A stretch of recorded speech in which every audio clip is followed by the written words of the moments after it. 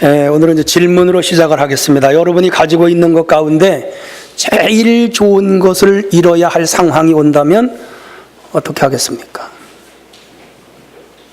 어떻게 하겠어요? 절대로 잃어서 안 될 것을 잃게 되었다면 어떻게 하겠습니까? 예를 들을게요. 여러분이 살고 있는 집이 경매에 넘어가게 생겼다면 어떻게 하겠어요? 또 하나, 평생 이루어 놓은 자기 재산이나 업적을 잃어버리게 되었다면 어떻게 할까요? 또 하나, 병원에서 진단을 받았더니 시한부 생명을 선고받았다면 한 3개월 삽니다. 그러면 어떻게 할래요? 어떻게 하겠어요? 할 수 없죠, 뭐. 어떻게 해요? 잃을 수밖에 없죠. 그러면 다시 여러분에게 아들이 둘이 있는데 그 두 아들을 빚을 못 갚아서 빚쟁이가 와서 빚 대신 너네 두 아들을 데려다가 내가 팔아먹겠다, 노예로 삼겠다, 그렇게 한다면 어떻게 할래요? 앞에 거 세 개는 다 잃어도 아들 둘 잃어야 돼요? 잃지 말아야 돼요? 어떻게 안 잃어요? 아니 돈이 없어서 잃는데 어떻게 안 잃어요? 그게 이제 고민이죠. 어떻게 그 아들을 잃지 않을까? 이게 고민이겠죠. 이런 상황에 우리가 몰리면 아마 죽고 싶을 거예요. 야, 죽었으면 좋겠다. 죽었으면 좋겠다. 사람이 살다가 보면은 참 견디기 어려운 곤경에 처할 때가 있고요. 도저히 빠져나갈 수 없는, 돌파구가 없는 그럴 때를 만날 때가 있죠. 인간의 힘으로는 해결할 수 없는 일을 만날 때가 있죠. 이럴 때 어떻게 해야 돼요? 오늘 우리는 본문에서 아주 곤경에, 아주 어려움에 처한 한 여인을 봐요. 그리고 그 여인이 그 어려운 문제를 어떻게 해결했는지도 우리에게 성경은 알려주고 있어요. 결론을 먼저 내린다면 전적인 하나님의 은혜가 이 여인에게 임하게 돼요. 그리고 잃어버리게 됐던 이 두 아들을 잃지 않게 하는 하나님의 은혜가 임하는 것을 볼 수가 있어요. 오늘 혹시 여러분 살아오면서 참 지금도 어려운 곤경에 처했거나 동서남북을 봐도 문이 안 보이고 길이 안 보이거나, 그리고 아무리 머리를 쥐어짜도 해결 방법이 없는 그런 일을 당한 분은 없습니까?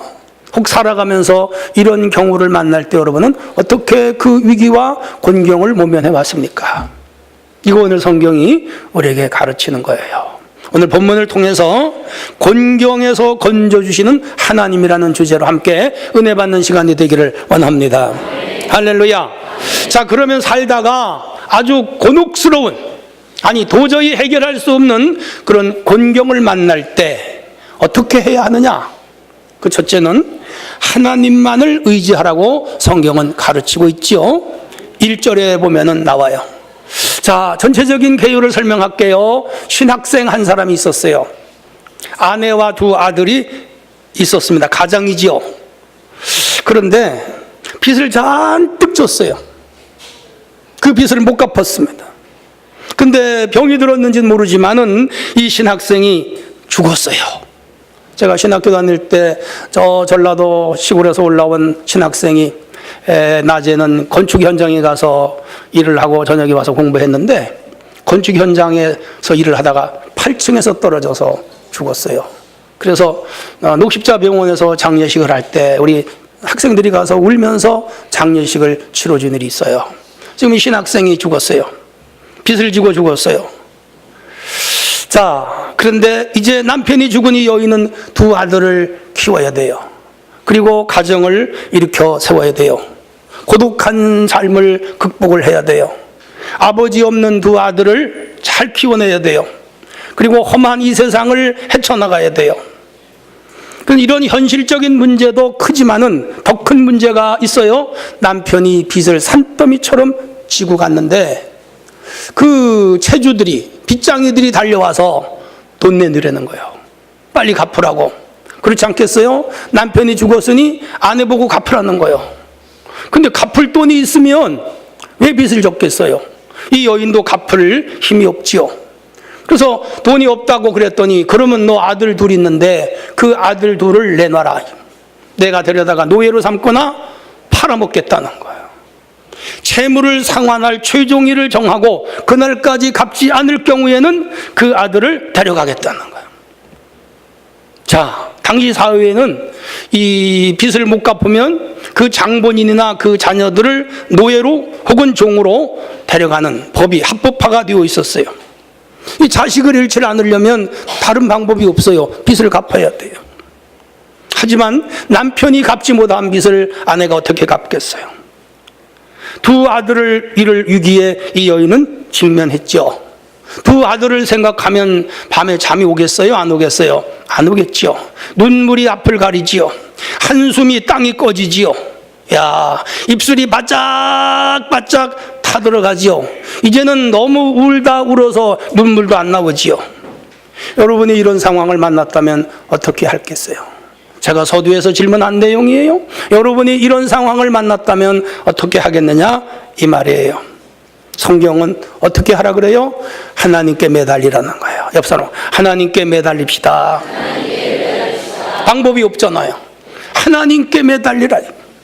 그래서 이 여인은 엘리사를 찾아갔습니다. 엘리사는 그 당시에 신학교 학장이에요. 살아가서 울며 불며 자기의 상황을 설명했죠. 엘리사는 다 들었어요. 울면서 말했고 엘리야는 울면서 들었어요. 이 여인의 호소는 도와달라는 거예요. 어떻게 좀 도와주세요. 돈도 없고 아무것도 없어요. 근데 학장님이 좀 도와주세요. 도와주세요. 이 슬픈 얘기를 들은 이 엘리사도 한없이 울다가 자기 신학생 중에 이런 안타까운 일을 만난 것에 대해서 마음이 아팠죠. 그래서 이 여인을 도와줘야겠다는 의무감 같은 것이 생겼어요. 그리고 엘리사의 마음이 움직이기 시작을 했어요. 도와주겠다, 내가. 도와주겠다. 자, 여기서 중요한 것은 이 여인의 신앙, 여인의 믿음이에요. 자신이 만난 심각한 문제를 가지고 선지자를 찾아간 거예요. 선지자를 찾아갔다는 것은 하나님을 찾아갔다 이거예요. 오늘 우리 삶의 난관에 부딪히거나 곤경에 처할 때 하나님을 찾아오시기를 바랍니다. 하나님께로 나오시기를 바랍니다. 하나님께 부르짖으시기를 바랍니다. 할렐루야. 선지자는 하나님의 말씀을 받아서 해결의 방법을 알려주는 사람이에요. 이 선지자를 찾아가는 것은 믿음이요, 하나님을 찾아가는 것은 신앙이요. 다시 말하면 우리가 당하는 어려운 문제를 신앙적으로 해결을 하려고 하는 믿음을 하나님은 보고 계시는 줄로 믿으시기를 바랍니다. 해결 방법이 있어요. 가장 정확한 방법이에요. 가장 옳은 방법이에요. 가장 멋진 방법이에요. 그리고 쉽게 해결될 수 있는 방법이 있죠. 하나님의 은혜가 임하는 방법임을 기억하시기를 바랍니다. 이 여인이 이 문제를 가지고 친척집을 찾아갈 수가 있어요. 오늘 우리로 해석을 하면 친구를 찾아갈 수가 있었을 거예요. 친정집에 가서 해결해달라고 할 수도 있었을 거예요. 그런데 가면 돌아오는 말이 뭐냐 하면, 너 남편이 신학생인데 왜 죽었냐 이거. 응? 근데 신학생인데 왜 죽냐 이거요. 빠져요. 내가 믿는 하나님이 왜 남편을 죽게 했느냐? 오히려 상처되는 말을 들어요. 빚이 있으면 내가 갚아야지 왜 남에게 해결해 달라고 하느냐? 부담 가져요. 내가 믿는 하나님이 살아있다면 너를 왜 그렇게 가난에 내몰았느냐? 하면서 하나님을 욕해요. 너의 두 자식이 종으로 끌려가면 끌려가는 거지. 우리가 타자들이 어떻게 너를 도와줄 수가 있느냐? 해결을 못 해주겠다. 이런 말을 들으면 이 여인은 상처가 가중됐을 거예요. 세상에 믿을 사람 하나도 없구나. 야, 나쁜 사람들이구나. 그러면서 상처만 받고 문제 해결이 될 수가 없는 거지요. 오늘 이런 상황을 그리스도인을 향한 세상 사람들의 조소이기도 해요. 우리 믿는 사람이 어려움을 만나면 예수 믿어도 별 볼 일 없네. 야, 교회 다니는 사람이 맨날 징징 짜고 다니냐 말이에요. 교회 다니면서 맨날 가난해가지고 그러냐? 100번 물어보면 100번 답이 틀리는 거예요. 100번 물어보면 100번 답이 틀리는 거예요. 100번 물어보면 100번 답이 틀리는 거예요. 100번 물어보면 100번 답이 틀리는 거예요. 예수 믿는 사람이 왜 불행이 오느냐? 너네 하나님이 살았느냐 죽었느냐? 손가락질해요. 욕해요. 예수 믿어도 뭐 별 볼 일 없네. 안 믿는 나나 믿는 너나 비슷하네. 아니 믿는 너만 너가 안 믿는 나만 못하네. 그러면서 욕할 수가 있어요. 어려워도 도와주지 않으면서 우리가 믿는 하나님과 우리가 다니는 교회를 손가락질해요. 그래서 안 믿는 자나 이웃들을 찾아가서 어려운 문제를 얘기하면 해결도 되지 아니하거니와 그 사람들로부터 욕만 바가지로 먹고 상처만 쌓이고 더 괴로워져요. 그리고 우리의 신앙까지도 흔들리게 되는 그런 심각한 문제에 직면하게 된단 말이에요. 여러분, 믿는 사람에게도 어려움이 와요, 안 와요? 와요. 시험이 와요, 안 와요? 가난이 와요, 안 와요? 병이 들어요, 안 들어요? 들지요. 들어요. 그런데 이러한 삶에서, 이러한 곤경에서 해결하는 방법을 하나님이 오늘 알려주세요. 하나님을 찾으라는 거예요. 하나님을 의지하라는 거예요. 하나님께 매달리라는 거예요. 하나님께 부르짖으라는 거예요. 하나님을 통해서 문제를 해결받을 수 있기를 원합니다. 너는 내게 부르짖으라. 그리하면 내게 응답하겠고 내가 알지 못하는 크고 비밀한 것을 보여서 알게 한다 그랬어요. 부르짖으면 우리 하나님이 갈 길을 열어주심을 믿습니다. 해결할 수 있는 길을 열어주심을 믿습니다. 환난 날에 나를 부르라. 내가 너를 건지리니 내가 너를 영화롭게 하리라 그랬어요. 환난을 당하거나 곤경을 당하거나 위기를 당하거나 절망스러운 일을 당해도 낙심하지 말고 우리 하나님 의지할 수 있기를 바랍니다. 성경을 펼쳐놓고 위대한 믿음의 선조들의 걸어간 족적을 살펴보면 다 하나님 의지. 모세도 하나님 의지해서 해결받았고 다윗도 하나님 의지해서 해결받았고 한나도 하나님 의지해서 해결받았고 히스기야도 하나님 의지해서 해결받았고 저도 살아오면서 어려운 일을 만날 때마다 하나님을 찾았더니 하나님이 그 문제를 해결해 주어 오늘 여기까지 평탄하게 살아온 줄로 믿습니다. 오늘 이 삶 속에 아주 곤경스러운 일을 피할 수 없어요. 그런데 이런 일을 만날 때 해결 방안은 하나님이 해결해 주신다는 거예요. 그 말씀 의지하시고 하나님을 더 열심히 찾는 우리 성도들이 되어주시기를 축원합니다. 할렐루야. 곤경에 처했을 때 또 어떻게 해야 합니까? 두 번째, 하나님의 말씀을 믿고 순종해야 돼요. 우리 2절부터 조금 한번 다 같이 읽어봅니다. 2절 띄워주세요. 시작.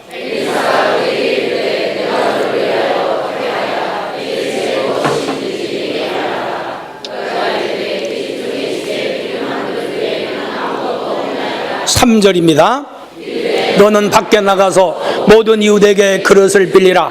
빈 그릇을 빌리되 조금 빌리지 말고. 4절. 너는 내 두 아들과 함께 들어가서 문을 닫고 그 모든 그릇에 기름을 부어서 차는 대로 옮겨 놓으라 하니라. 5절. 여인이 물러가서 그 두 아들과 함께 문을 닫은 후에 그들은 그릇을 그에게로 가져오고 그는 부었더니 거기까지. 이야, 알려주시는 거예요. 내 집에 무엇이 있느냐 물었더니 그릇에 기름 한 병이 있대요. 다행이에요. 전혀 없었으면 문제인데 있었어요. 그랬더니 참 가난하구나. 세 식구가 어떻게 살아갈래? 참 딱하다. 그러면 이제부터 내가 시키는 대로 해라. 잘 듣고 실천해라. 그러면서 집집마다 돌아다니면서 그릇을 빌려오라는 거예요. 그릇을 빌려오라. 그런데 조금 빌리지 말고 어떻게 해라? 많이 빌려라. 많이 빌려라. 그리고 빌려온 후에는 문을 꽁꽁 닫고 방에 들어가서 두 아들과 함께 그 그릇에다가 어떻게 해라? 기름을 부어라. 자, 우리가 이 생각하면 합리적이에요? 비합리적이에요? 미친 거 아니야? 엘리사가. 아니, 한 병 기름인데 그릇에 하나인데 빈 그릇에다가 그걸 부라니. 이게 뭐 수도꼭지도 아니고 이게 될 일이야? 참 웃기고 있네. 놀리는 거요? 그러면서 이 여인은 그 말씀을 조롱하거나 무시하고 따르지 않을 수도 있어요. 아니 지금 내가 빚을 산더미처럼 지고 두 아들 뺏기게 생겼는데 아니 빈 그릇에다가 기름을 부라니 이게 맞는 말이요? 이게 될 일이요? 나를 가지고 노는 거요? 얼마든지 그럴 수 있어요. 그럴 수 있어요. 그런데 이 여인은 그 엘리사가 시키는 대로 했습니다. 옆 사람하고 말씀이 시키는 대로 합시다. 동네로 다니면서 그릇을 빌리는 거예요. 지금 자기가 빌리면서도 그런 마음이 들 수도 있어요. 이거 내가 지금 헛일 하는 거 아니요? 내가 지금 바보짓 하는 거 아니요? 아니 기름 한 그릇인데 그릇을 이렇게 많이 빌려서 뭐 한단 말이요? 그런 의심이 생길 수 있어요. 그런데 이 여인은 그런 걸 다 잊어버리고 그냥 엘리사가 시켰으니까 그냥 빌려오는 거예요. 여기 가서 빌려오고 저기 가서 빌려오고 두 아들들에게 그 집에 가서 빌려와, 유상희 집사 권사님 집에 가서 빌려와, 정영희 권사님 집에 가서 빌려와, 한창환 장로님 집에 가서 빌려와, 오준식 집사님 집에 가서 빌려와, 김형란 집사님 집에 가서 빌려와. 다 빌려와. 온 동네에 모든 집을 돌아다니면서 그릇이란 그릇을 다 빌려왔어. 동네 사람들이 뭐에 쓰려고 그래? 할 말이 없잖아요. 뭐에 쓰려고 그래? 뭐 그 집에 좋은 일이 있어? 뭐 담을 일이 있어? 자기는 알지요. 지금 누가 시킨 거예요? 누가 시킨 거예요? 엘리사가, 선지자가, 하나님의 종이 시킨 거예요. 예. 계속 빌려서, 다 빌려서 마당에 아마 산더미처럼 쌓아놨을지도 몰라요. 그리고는 엘리사를 또 찾아갔어요. 다 빌려왔습니다. 그러면 방에 들어가서 문을 닫고 너는 부어. 자식들은 그릇을 날라. 그래서 두 아들은 그릇을 날르고 부인은 기름을 붓는데 놀라운 일이 일어난 줄로 믿으시기를 바랍니다. 기름을 한 그릇 가득 채우고 옮겨놓으면 또 새로운 그릇에 가득 차고 새로운 그릇을 또 보면 거기에 또 차는데 아마 하루가 걸렸는지 이틀이 걸렸는지 몰라요. 그 많은 그릇에 기름이 가득 찼어요. 할렐루야. 놀래지도 않고 표정도 없어. 이야, 참 대단한 사람들이요. 수지중앙교회 성도들은 그게 놀랍지도 않아. 그래서 영화를 보여줘야 돼. 그걸 텔레비전에 나와야 된다는 거야. 설교를 하니까 놀래지도 않아. 한번 놀래보세요. 놀라워요? 놀랍지 않아요? 억지로 하니까 이상해요. 놀랍지요? 가득 채웠어요. 오늘 우리가 신앙생활 하는 거 그래요. 여러분 예수를 믿으면 어디를 가요? 어디를 가요? 천국 가잖아. 믿어요? 안 믿어요? 말로만. 내가 이거 헛일 하는 거 아니야? 천당이 있긴 있는 거요? 세상 말로 말하면 죄송해요. 욕 한번 할게요. 헛지랄 하는 거 아니야? 예. 그런 의심이 들을 수도 있어요. 교회를 왜 이렇게 1년에 52번 주일날만 수요 예배, 금요 예배, 새벽 기도 다녀야 한단 말인가? 교회에 왜 헌금을 바쳐야 한단 말인가? 뭐 이런 걸로 의심이 들어올 수도 있어요. 믿음이 없는 거죠. 믿음이 약할 때 그런 거예요. 그런데 이 여인이 그릇 빌려온 거나 오늘 우리가 신앙생활 하는 거는 같은 원리예요. 같은 원리야. 그런데 놀랍게도 우리는 천국이 있고 내세가 있고 영생이 있고 구원이 있고 죄사함을 받고 믿으시기를 바랍니다. 하나님의 말씀대로 살면 복을 받고 영혼이 잘 되고 범사가 잘 되고 강건하게 하는 은혜가 임하는 줄로 믿으시기를 바랍니다. 의심 없이 다니잖아요. 그릇 빌려오는 거나 우리가 지금 이 예수 믿는 거나 같은 원리요. 무엇에 의지하여? 말씀에 의지하여. 무엇에 따라? 말씀에 따라. 선지자의 지시에 따라 순종하는 것이 하나님 말씀에 순종하는 것임을 믿으시기를 바랍니다. 의심하지 않고 빌렸어요. 옆 사람하고 의심하지 말고 신앙생활 합시다. 옆 사람 의심하지 말고 믿음 생활합시다. 그렇게 믿는 생활을 하시기를 주님의 이름으로 부탁합니다. 할렐루야. 그래서 이 여인은 선지자를 믿은 거예요. 선지자를 믿었다는 것은 하나님을 믿은 거예요.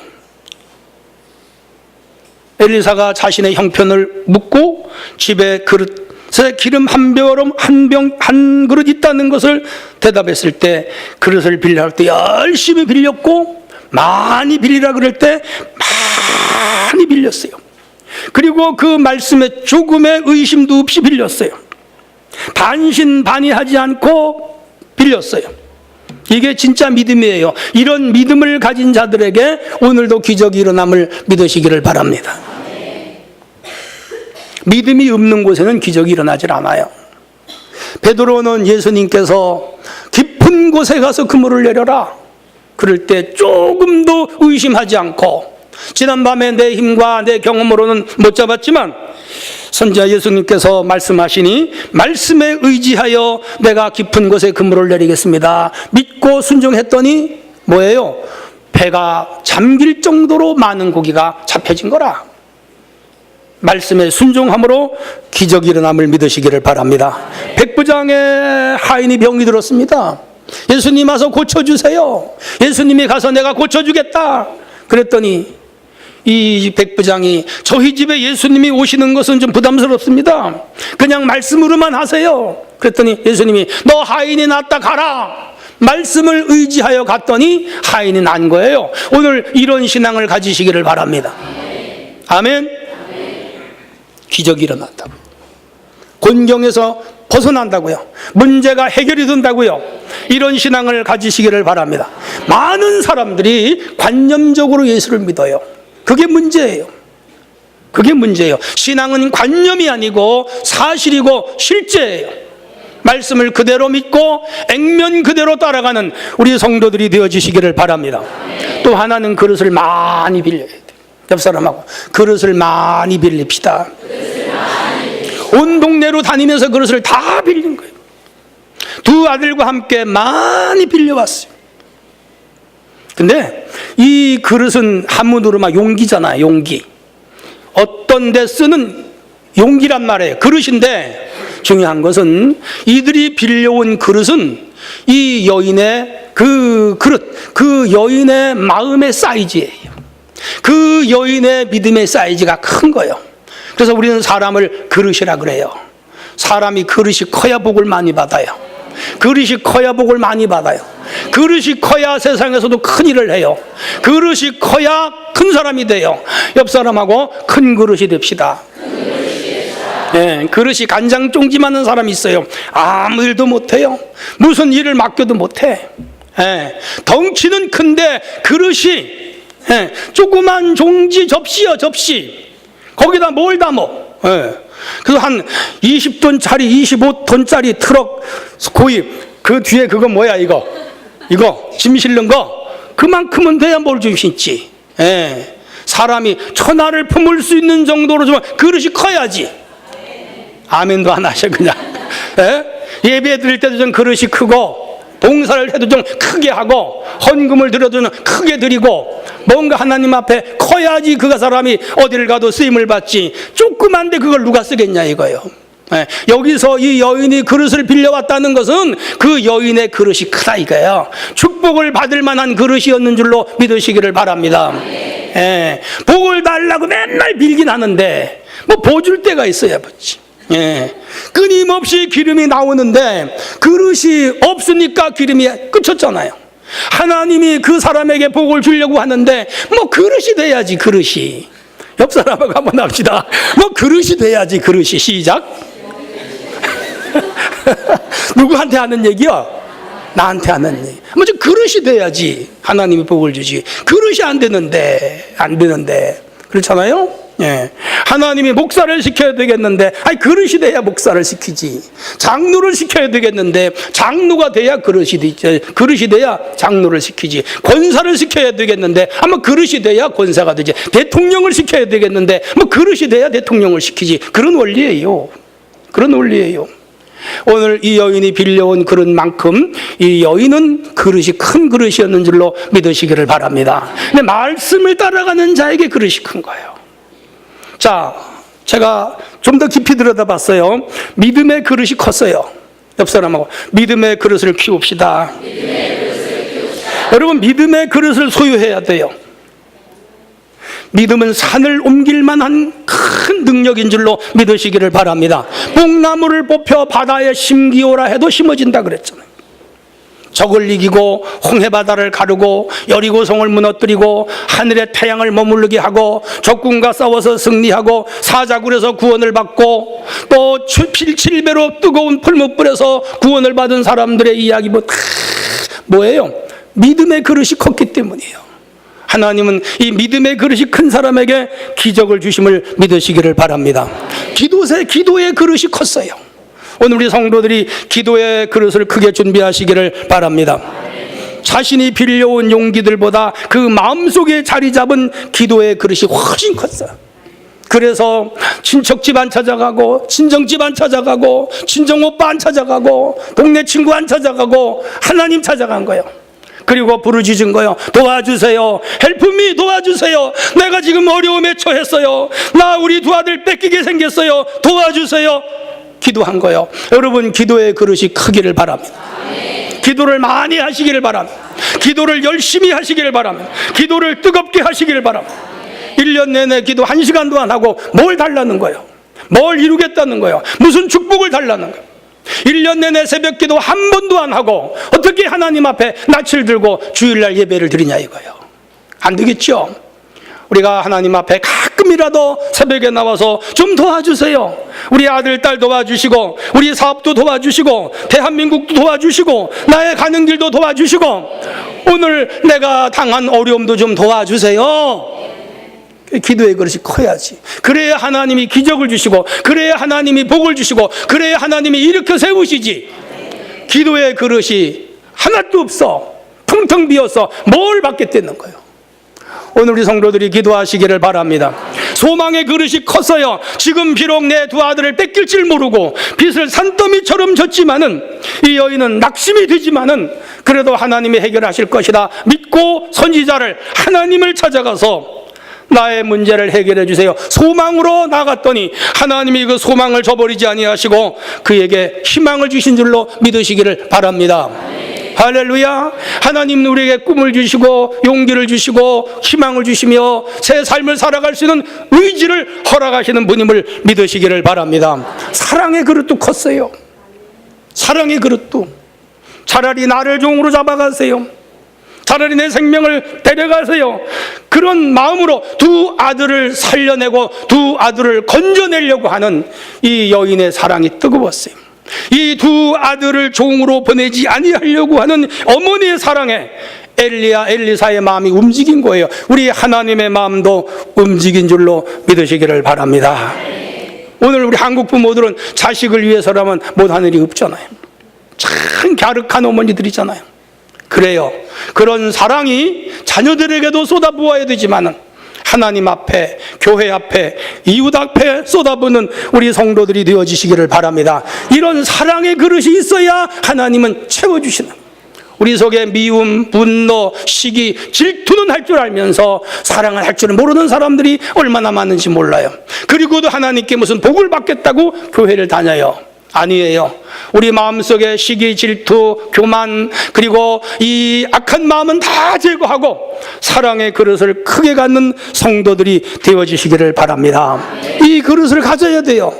그래서 이 여인은 그런 그릇이 빌려온 그릇보다 그 마음에 내재되어 있는 심령의 그릇이 컸던 거예요. 하나님이 그 그릇을 보시고 이 여인의 빚을 다 갚도록 해 주신 줄로 믿으시기를 바랍니다.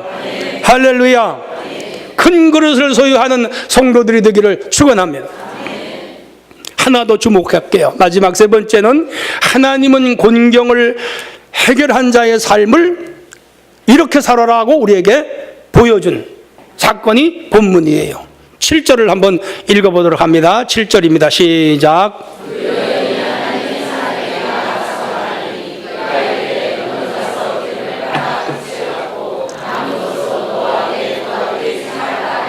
네, 그릇마다 가득 찼어요.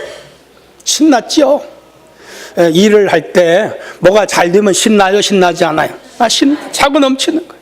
아마 두 아들이 다리가 보이지 않았을 것 같아.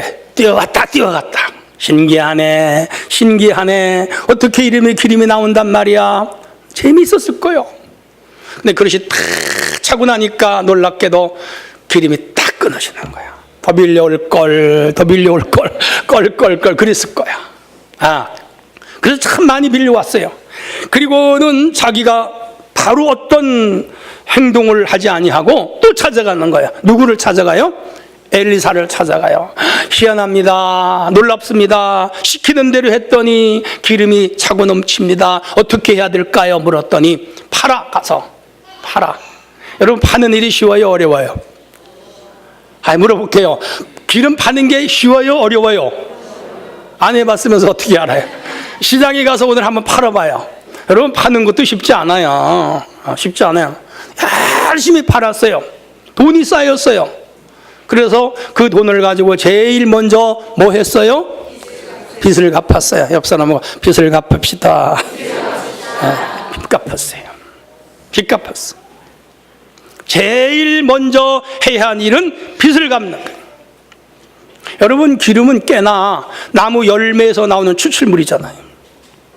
끊임없이 흘러나온 그 기름을 참 신비한 경험을 했고 불가사의한 경험을 했고 이성적으로 납득이지 않는 경험을 했잖아요.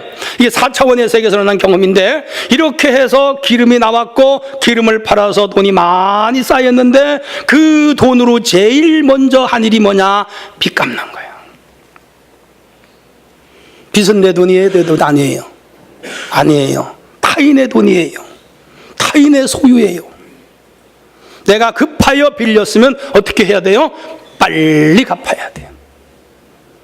남의 돈뿐 아니라 은행 돈도 가능하면 빨리 갚아야 돼요. 그러지 않으면 내가 평생 일해서 은행에 돈 갖다 주고 이자 갖다 주다가 나도 못 살아. 이 빚이 있는 동안은 자유하질 않아요. 빚이 있는 동안은 내 것을 뺏길 수가 있어요. 우리 성도들이 빚지지 않고 살기를 바랍니다. 빚지지 않고 살기를 바랍니다. 할렐루야. 또 하나의 빚이 있는데 그 빚은 사랑의 빚이 있어요. 사랑의 빚. 우리는 부모님에게 어마어마한 빚을 줬어요. 여기서 뒤에 젊은이들이 아기를 안고 참 막 키워요. 근데 온갖 정신을, 사랑을 다 쏟아부으면서 키워요. 근데 사실은 자기들의 부모가 자기들을 그렇게 키운 건 잘 모르는 것 같아.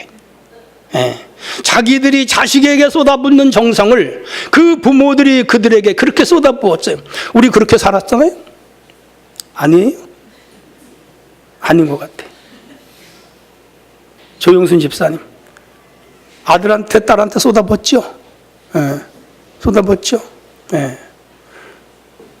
그 자녀들이 잘해요? 잘해요? 우리 부모님이 우리 그렇게 키웠어요. 여러분 부모한테 잘해요? 제일 솔직해. 누구야? 누가 아니요 그랬어? 지금 누가 아니요? 잘하셨어요? 여러분, 우리 부모님들에게 진 사랑의 빚을 갚기를 바랍니다. 아멘만 하시지. 오늘 가서 전화도 한 통 안 할 건데. 여러분, 우리는 이 금전적인 빚도 갚아야 되고 사랑의 빚도 갚아야 돼요. 성경은 그걸 우리에게 가르치고 있음을 믿으시기를 바랍니다. 옆 사람하고 빚을 갚으며 삽시다. 근데 오늘 우리의 사랑의 빚은 누구도 그 빚을 갚지 못할 정도로 많은 사랑을 줄수록 좋아요. 저도 우리 부모님에 대하여 부모님이 주신 사랑 못 다 갚았어. 우리 자녀들에게 그 사랑을 줬고, 자녀들은 부모님에게 그 사랑 안 갚아도 괜찮아. 누구한테 갚으면 돼? 자식한테 갚으면 돼. 이게 삶의 순환이고 원리인 것 같아요. 그래서 우리는 남에게 가능하면 사랑의 빚을 많이 지우고 살아갈 수 있기를 바랍니다. 그리고 그 빚을 갚으며 살아가는 성도가 되시기를 바랍니다. 또 하나는 건강하게 생활해야 돼요. 빚을 갚고 나머지 돈으로 어떻게 하라 그랬어요? 오늘 본문에 보세요. 빚 갚고 나머지 돈으로 어떻게 하라 그랬어요?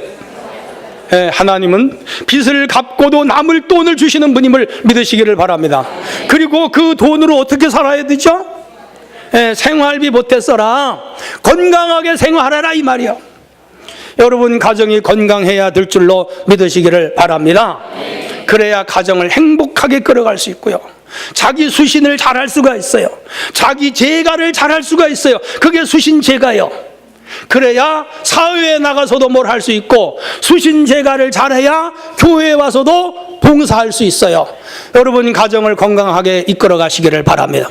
여러분 가정을 행복하게 이끌어 가시기를 바랍니다. 그런 사람이어야 하나님의 교회에서도 건강하게 일할 수가 있고 직장이나 사회에서도 보람있게 떳떳하게 그리고 사람들에게 인정을 받으며 일할 수 있게 되는 줄로 믿으시기를 바랍니다. 할렐루야. 세상의 어떤 일을 위하여 가정을 희생시키면 안 돼요. 자기의 출세를 위하여 아내를 희생시키고 자기의 성공을 위하여 자녀들을 희생시키면 안 돼. 이게 성경의 가르침이에요. 그리고 자기가 크기 위하여 아내나 자녀들이 희생을 하게 된다면 동의를 받아야 돼요. 내가 이 일을 하기 위하여 많은 고생을 할 텐데 당신이 따라주겠느냐? 자녀들아 승낙하겠느냐? 그렇게 해서 동의를 받고 함께 그 일을 이겨낸다면 문제가 안 돼요. 그런데 일방적으로 아내나 자녀들을 희생시키면서 자기 출세와 욕망을 위하여 일하면 안 된다는 거예요. 성경은 그걸 가르쳐요. 오늘 우리는 가정들을 건강하게 이끌어갈 수 있기를 바랍니다. 할렐루야. 목회자의 사명은 좀 다른 것 같아요. 하나님이 강권적으로 부르셔서 싫어도 아내가 따라오고 싫어도 자녀들이 따라오는 경우가 있긴 해요. 그러나 제가 말씀드리는 것은 보편적인 거예요. 오늘 우리 성도들이 이 가정을 건강하게 이끌어서 사탄 마귀가 그 가정에 들어오지 못하게 하고 하나님이 지배하시고 성령이 함께 하시며 은혜가 가득한 가정들로 세워갈 수 있기를 바랍니다. 할렐루야. 누구든지 자기의 친족 특히 자기 가족을 돌보지 아니하면 믿음을 배반한 자요 불신자보다도 악한 자라 그랬어요. 디모데전서 5장 8절에. 그래서 오늘 이 여인은 빚을 갚고 가정을 행복하게 그 후에 세워갔듯이 오늘 우리들 가정을 건강하게 세워갈 수 있기를 바랍니다. 마지막으로 하나님 은혜를 간증하면서 살게 하셨어요. 이 여인의 이야기가 기록이 됐는지 안 됐는지는 그 당시는 몰라. 그런데 이 여인으로부터 한 300-400년 후에 이 책이 기록이 됐어요. 근데 이스라엘 사회에서 300-400년 후에라도 이 여인의 이야기가 열왕기서에 기록이 됐다고 하는 것은 무엇을 의미할까요? 이 여인의 이야기가 이스라엘 사회에서 큰 간증이 됐다는 거예요. 이 여인은 삶을 통하여 믿음으로 일어난 기적을 그 삶의 모든 그 나라 사람들에게 그 문화권에 사는 사람들에게 간증거리로 살았고 이것이 성경으로 기록되어 수천 년이 흐른 지금도 우리는 이 여인의 신앙을 아름다운 간증으로 받아들이고 있는 거예요. 오늘 우리의 삶을 통하여 아름다운 간증을 하나님께 돌려드리고 많은 사람들에게 은혜를 끼칠 수 있는 삶을 살아야 할 줄로 믿습니다. 할렐루야. 입술로 찬양하고 기도로 주님을 경배하고 예배로 주님을 높이고 삶으로 주님을 드러내는 우리의 성도들이 되어질 수 있기를 바랍니다. 결론이에요. 한 여인이 남편이 죽는 불행한 일을 겪었어요. 하늘이 무너지는 것 같은 아픔이죠. 두 아들을 빚으로 인하여 빼앗길 위기에 처했어요. 일생일대 큰 위기요 곤경이지요만은 하나님을 찾아 문제를 해결했습니다. 기도로 문제를 해결했습니다. 그리고 선지자의 가르침에 순종함으로 문제를 해결했습니다. 하나님이 이 가정에 기적이 임하게 하여 그 은혜로 말미암아 빚으로부터 구원을 받고 가난으로부터 구원을 받고 어려운 형편으로부터 구원을 받고 하나님의 성호를 찬양하고 간증을 하며 살게 되었는 줄로 믿으시기를 바랍니다. 오늘 우리에게도 이런 삶을 살으라고 오늘 말씀이 교훈하고 있음을 믿습니다. 살다가 어려운 일을 만나도 낙심하지 마시고 하나님을 찾는 믿음과 기도, 순종과 더 나아가서 그 말씀을 실천하는 기적을 통하여 하나님 영광 드러내고 삶의 풍성한 행복과 은혜가 넘치기를 주의 이름으로 축원합니다.